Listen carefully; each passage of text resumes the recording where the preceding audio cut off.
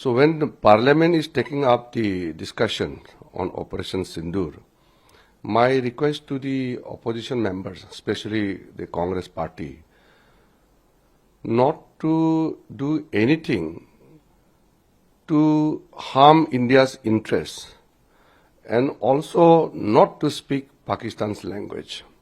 We have to be very mindful because this is Indian Parliament. We have to maintain the dignity, the honor, the image of the country and Indian armed forces. So number one, the Congress party and opposition leaders should not speak anything to harm national interests. Secondly, they should not speak Pakistan's language.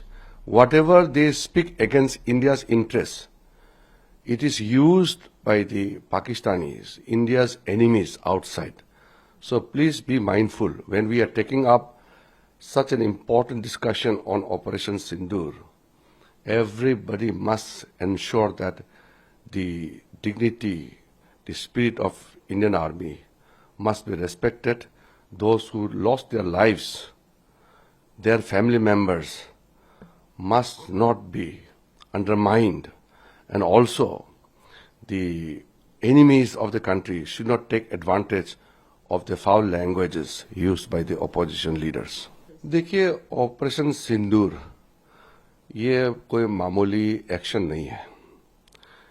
ये भारत का एक तरीके से बदलता हुआ चेहरा का प्रतीक है।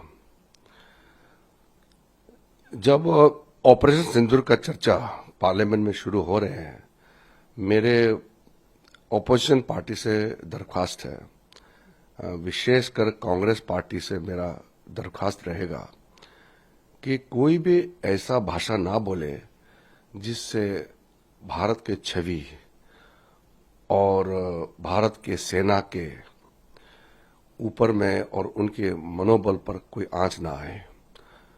दूसरा, कांग्रेस पार्टी और विपक्ष ऐसा कुछ ना बोले जिससे पाकिस्तान और भारत विरोधी ताकतों को बल मिलता है।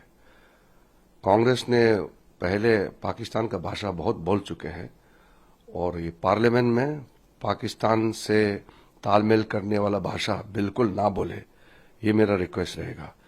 और जिन परिवारजनों जो आतंकवादी के हमले में मारे गए हैं, उनके परिवारजनों को हम लोग ऐसा कोई संदेश नहीं देना चाहिए कि देश बदला नहीं ले रहे हैं या देश कमजोर है, ऐसा संदेश बिल्कुल नहीं देना चाहिए।